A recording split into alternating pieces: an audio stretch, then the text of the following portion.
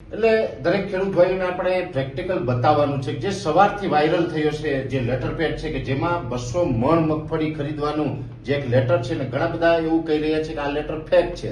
હકીકત એવી છે કે જે સુભાષભાઈ ભાદરકાએ આ 300 મણ મગફળી ખરીદવા માટે જે અપીલ કરી હતી સરકારને અને પછી એને જે જવાબ મળ્યો છે એ પોર્ટલ ઉપરથી આ લેટર ડાઉનલોડ કરેલો છે.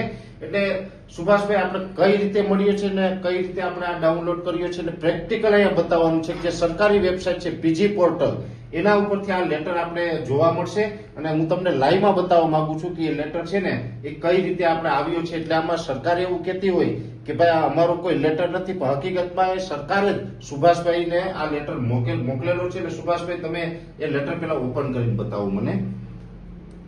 જો સુભાષભાઈ અહીંયા જાય છે ત્યારે હવે અહીંયા સર્ચ કરવામાં આવશે.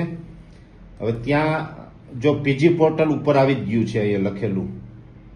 એક જ મિનિટ, એ નહીં, હા, જો પીજી પોર્ટલમાં આખી આજની વેબસાઇટ ખુલી છે.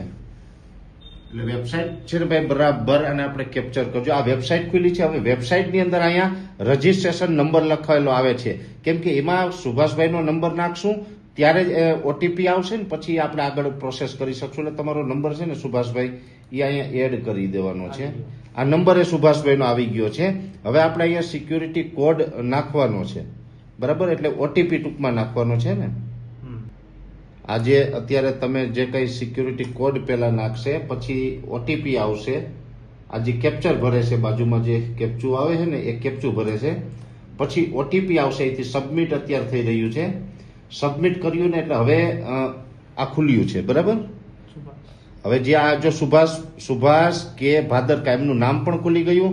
21/10/2025 અને પ્રાઇમ મિનિસ્ટર ઓફિસ પ્રતિ શ્રી નરેન્દ્રભાઈ મોદી, માનની વડાપ્રધાન શ્રી ભારત સરકાર. હવે આ જો આખું છે ને આ પોર્ટલ છે ને આના ઉપર જ આ લેટર છે. એટલે હવે આપણે લેટર તરફ જશું, નીચે જશું આપણે. હવે જે જવાબ નીચે આવતો હોય એમાં જો અહીંયા રિપ્લે ડોક્યુમેન્ટ, જ્યાં આ પોર્ટલ ઉપર જે રજૂઆત કરી હતી કે ભાઈ તમે 300 મણ મગફળીની ખરીદી કરો, તો એ ખરીદી માટે જે આખો આ લેટર જે મોકલ્યો છે આમાં આખું વિષય તો કે ખેડૂતો પાસેથી ટેકાના ભાવે મગફળી ખરીદવા બાબત, એની અંદર 17/9/2025 અહીંયા તારીખ પણ બતાવવામાં આવે છે.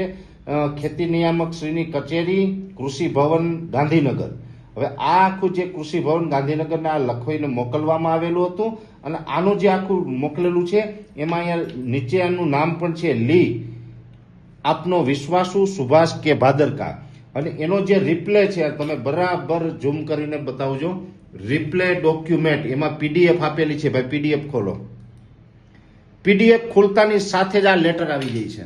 એટલે સરકાર તરફથી જ આ રિપ્લેમાં ડોક્યુમેન્ટ કરી અને આ પીડીએફ મોકલવામાં આવી અને પીડીએફમાં લેટર આવ્યો છે. ભાઈ લેટર બતાવજો, બરાબર આ લેટર બતાવજો કે જે લેટર સવારથી વાયરલ છે એ જ લેટર છે કે બીજો લેટર છે? એ જ લેટર છે. અહીંયા તમને જોવા મળશે ખેતી નિયામક શ્રીની કચેરી, કૃષિ ભવન, સેક્ટર 10A, ગાંધીનગર. અને અહીંયા ખેતી નિયામકની જે આપણે સિગ્નેચર પણ છે, જો કે આ ડિજિટલ સિગ્નેચર છે પણ એની સિગ્નેચર છે. અને આ જે સવારથી જે વાયરલ લેટર છે એ લેટર છે, એમાં તારીખ 1/11/2025. એટલે આ રીતનો લેટર છે આને આપવામાં આવ્યો છે.